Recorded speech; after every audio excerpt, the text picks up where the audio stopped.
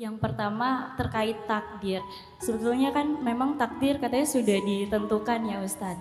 Namun terkadang ada juga yang bilang bahwa katanya takdir itu bisa kita tentukan. Jadi aku takutnya mungkin ada kesalahan dalam persepsi atau cara aku berpikir gitu. Jadi aku minta untuk lebih dijelaskan lagi gitu secara mendalam. Lalu yang kedua, terkadang entah aku atau mungkin teman-teman yang lain yang ada di sini juga merasa bahwa kadang suka suuzon gitu sama Allah. Kayak misalkan apakah hal-hal yang aku seuzonin tapi terkadang Allah kasih jawaban gitu. Tapi negatifnya aku atau memang kesalahannya aku malah aku berpikir bahwa apakah aku harus seuzon dulu ya baru Allah kabulin gitu. Kayak misalkan tadi aku kan aku angkat tangan dari awal, aku berpikir bahwa kayaknya aku nggak akan dipilih deh. Gitu. Kamu seuzon sama aku. Bercanda. Iya. Seperti itu. Qadarullah. Biasa aja. Qadarullah. Oke, sebetulnya kan tadi saya di awal udah bilang disclaimer ya, bahwa pembahasan kita malam ini tuh sifatnya sangat parsial. Kenapa parsial? Karena saya nggak bisa ngejelasin seutuh-utuhnya, soalnya waktu kita terbatas. Jadi teori takdir itu tuh panjang banget, luas banget. Tapi berhubung ditanya, ya udah saya coba tambahkan materinya dari satu part ke part yang lain ya. Ternyata kata para ulama takdir itu ada dua bentuk. Selain takdir baik, takdir buruk, ada juga dua sifat takdir. Takdir tetap dan takdir berubah. Apa dalil bahwa takdir itu ada yang berubah? Firman Allah di dalam surat Ar-Ra'd surat 13 ayat 39. Allah berfirman, "Yamhullahu ma yasha'u wa yuthbit wa indahu ummul kitab." Allah menghapus apa yang Allah kehendaki dan menetapkan, dan di sisi Allah ada kitab induk atau kitab takdir. Di dalam tafsir para ulama mengatakan ini menjadi dalil bahwa ternyata menurut Ahlus Sunnah wal Jamaah takdir itu ada yang berubah.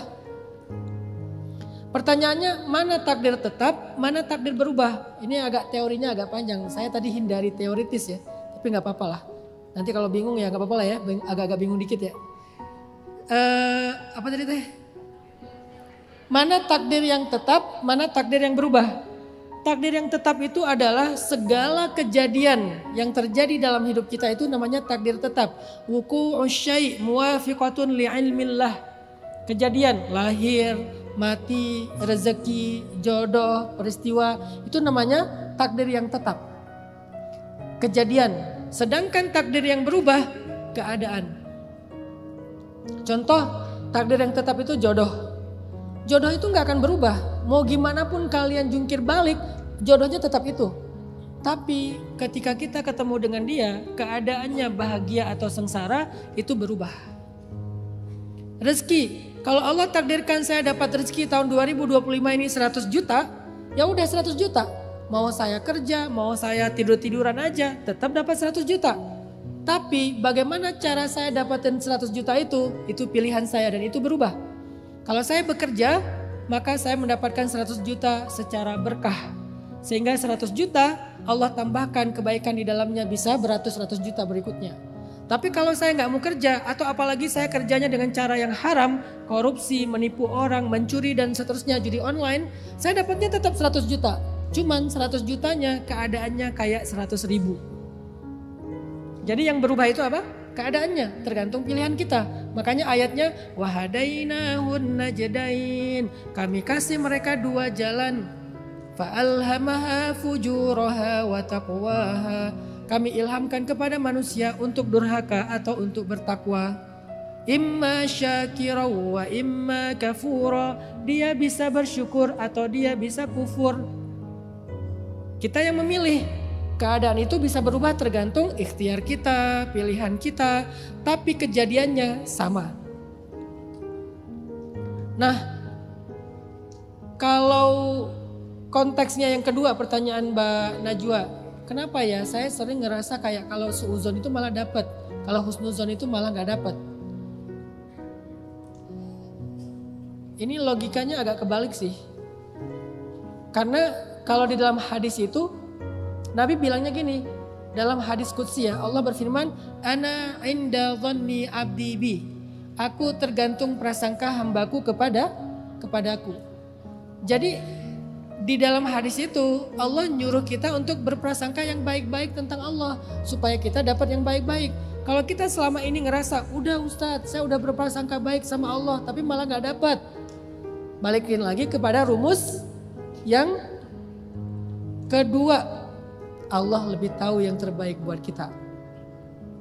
Tapi pas saya berprasangka buruk malah dapat. Nah ini saya gak ngerti nih. Saya gak pernah pakai rumus ini dalam hidup saya. Karena saya alhamdulillah sampai sekarang selalu memakai rumus yang tadi growth mindset. Pokoknya saya percaya banget sama Allah. Gimana pun saya hancur, berdarah-darah, saya nangis, saya teriak, gak apa-apa dengan teriakan itu. Gak apa-apa dengan tangisan itu. Tapi saya percaya ini pasti akan bawa saya kepada satu kebaikan. Saya percaya banget. Jadi saya belum pernah punya pengalaman berburuk sangka terus dapat. Jadi saya gak bisa jawab. Pengalaman saya adalah berbaik sangka dapat. Walaupun ada yang dapatnya setahun, ada yang dapatnya 10 tahun. Kayak tadi cerita tentang saya gagal sampai punya sekolah 15 tahun. Tapi selalu berbaik sangka sama Allah. Jadi saya lebih percaya dengan hadis qudsi yang mengatakan siapa yang aku tergantung prasangka hambaku kepadaku. Semoga hadis itu bisa menuntun Kak Najwa untuk lebih percaya berbaik sangka kepada Allah itu gak akan kecewa. Yang membuat kita kecewa selama ini adalah kita itu selalu istijal, tergesa-gesa. Apa yang bikin kita gampang kecewa? Tergesa-gesa. Pengennya saat ini juga, pengennya harus besok. Padahal Allah lebih tahu waktu yang terbaik buat kita. Kenapa saya nggak kecewa? Karena saya tidak tergesa-gesa. Ada yang sampai hari ini udah 12 tahun saya meminta sesuatu dan Allah belum memperkenankan, nggak apa-apa. Saya masih minta. Ada yang 2 tahun, ada yang 12 tahun. Jadi ada 2 lagi nih masalah saya nih. Yang satu udah sekitar 12 tahun, yang satu baru 2 tahun. Nggak apa-apa. Saya tetap berbaik sangka kepada Allah. Saya tahu alasan Allah, pasti ada kebaikan di balik kenapa Allah menunda kebaikan itu.